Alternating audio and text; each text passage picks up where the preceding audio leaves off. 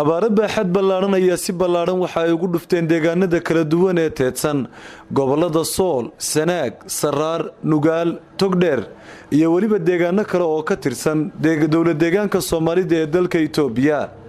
dadweyne ballaaran oo la ildaran duruufaha dhinaca abaaraha ee caafimaadka, biyo la'aanta, cuntooyinka ayaa waxay soo gaarayaan qaar ka mid ah deegaanada bariga gobolka Togdheer iyadoo dadkaasina ay ka hadlayaan dhibaatooyinka baaxadda leh ee ay gaarsiisay abaarahaasi.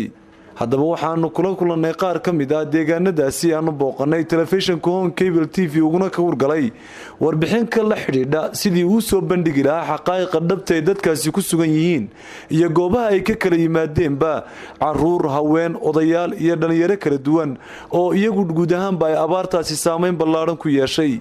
qaar ka mid ah dadka Home Cable TV uu ku waraystay isla goobaha ay joogeen ayaa waxa ka mid ahaa halkan waxaan ka qabanayaa maanta haraad bay keenay dabeetana waan waayay hooyadii way dhaafta shalay waan ku hanqaarmo maanta waa kuwa shirkaamadaydii alaankana waxba ma hayo sidaa ka daalig caruurtuna way iga xanuunsanaysaa. halkaad ka timid marka hore ka soo guurtay?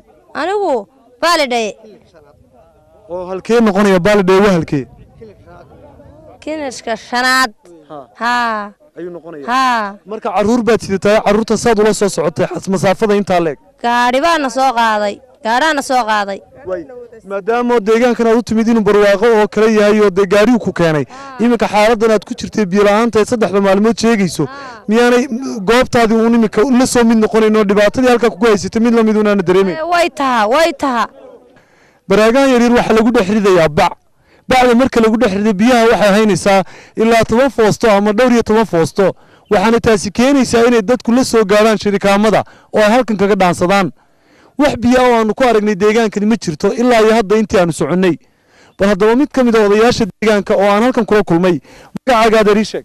Salebaan Caynab Jaamac. Salebaan Caynab, biyo la'aanta ka waran halkan ka jirta? biyo la'aanta halkan ka jirta biyaha iyo raashinka labaduba waa nagu xun yihiin.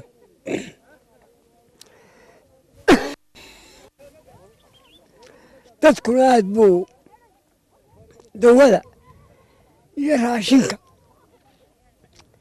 dirkaba iyo biyaha laftu waxa weeyaan biyaha ugu sii xun, biyaha yaa ugu sii xun, waxaa ugu sii xun biyaha iyo raashin labadaasaa loo bakteeya.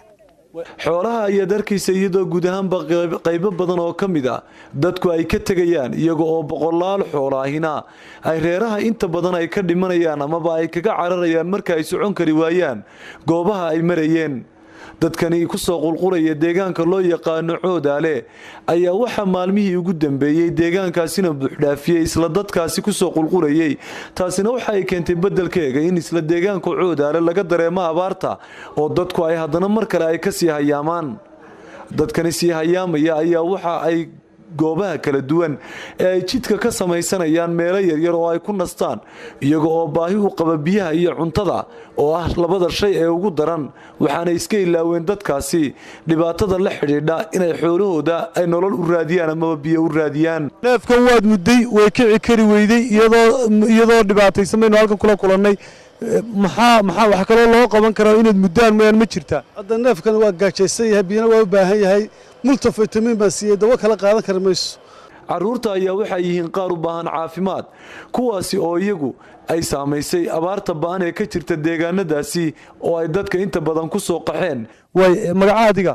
xabiiba leeyahay. xageed ka soo guurtay? cariish yar bad bartan ka dhisatay, caruur badanna waad haysataa oo aad moodo inay cagaaga yihiin, duruuf badani ka muuqato, abaaraha deegaanka ka jira. xageed ka timid? bari og baad ka timid. maxaad soo raacday? baabuur baan halkan ku nimid.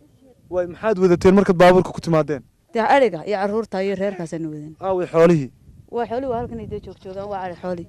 way xoolihii wax idinka baxay oo idinka dhintay ma jiro? xoolihii way bixaad bay u bixeen. ciyaalkan caafimaadkooda ka waran? fiican yihiin wallahi aad bay fiican yihiin. wax dhibaatood halkan ku qabtay iminka deganta waa cidla wad arkaysaa biyo la'aantu way jirtaa. haraad iyo xoolaha hadee una xulcuna lahayn iyo biyo la'aan. mid ka mid ah dadka ceelkani aanu kula kulannay haweenaydani ayaa waxa ay sidataa ilmo yar oo aad moodo in uu jiray bilo kooban. magaca walaal? Zainab Abubakar xaggaad walaal ka timid Zainab tuula habar waa deegaankii weeyaan intee u jirtaa Coodale waxay u jirtaa dee adigu intoora inteed u soo socotay Coodale ilaa tuula habar waxaan u soo socday maalin iyo habeen baad socotay ilmaha yarna dee adigu 7 bilood buu jiraa marka ilmaha yar ma sidatay markaad soo socotay ha waan sitay waan gartay ilmaha yar 7 bilood jira sad ula soo tacaashay inta in leeg oo caruur kalena inay jirtaan filaya oo dee kula socoto maadaama deegaankii aad soo guurteen wala soo tacaalay wala la soo gaar hadii la soo raaco adigu waa la keenay meesha waan gartay imika ceelkan baynu isku dul aragnay ceelkan maxaad ka qabanaysay ceelkan waxaan caruur yar bay ga xanuunsanayso dabeetana waxaan isiri eeg dee sida wax loogu bixinayo iyo in dawooyin aad ka hesho iyo waxbaan isiri soo eeg daawadayaal sad wada arkaysaan geelan isla goobtii aan iminka ka warramaynay ku sugan ayaa waxa uu yahay isla geelii iminka ka baxay waxyaabaha cajiibka aad ku arkaysaa halka waxa weeyaan isla geelii iminka ka baxay ee sii socday oo haddana soo socda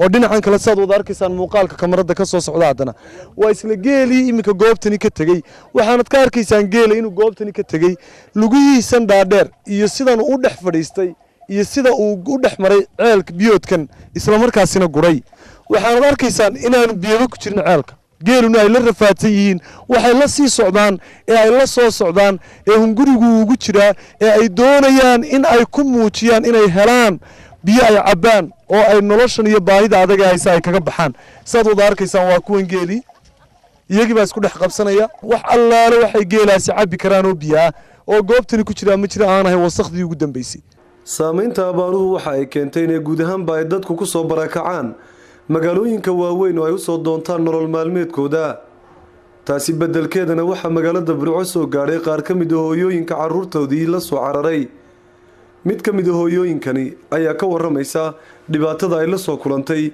iyo magaalada ay u soo qaxday iyo waxa ay ka filaysa halkani waxaan ka soo qaxay waxaan ka yimi magaalada maxay tahay Duruqsi baan ka yimi waxaan ku maxay tahay xoolo yar baan haysanay xoolo yar way iska dhamaadeen labada carruur yar maxay tahay way ugu xanuunsanayeen maxay tahay hase yeeshee waan markii hore iska dur joognay markii dambe intii aradaha ahayd markay maratay waan soo kaxeeyay waxaan ku ilaahay dartii baan gaari ula soo raacay reerkan oo heladnahay baan iskala durimi haddii aan iskala dulimina maxay tahay laba saddex carruur iyo maxay tahay aabahoodo midi inaan indhalaayahay ayaan maxay tahay xagga kaga imi de maxay tahay waxaan sir ilaahay dartii bariye baytoona ma hay ilaahay dartii de islaamka ilaahay ha ku caawiya ilmo yar oo carruura oo garashadiisa iyo caqligiisa iyo da'diisuba ay kooban tahay oo haddana la dhibaataysan abaartaasi oo ah hoy la'aan guri la'aan cunto la'aan biyo la'aan iyo daawo la'aan maxamed cabdi ligon cable TV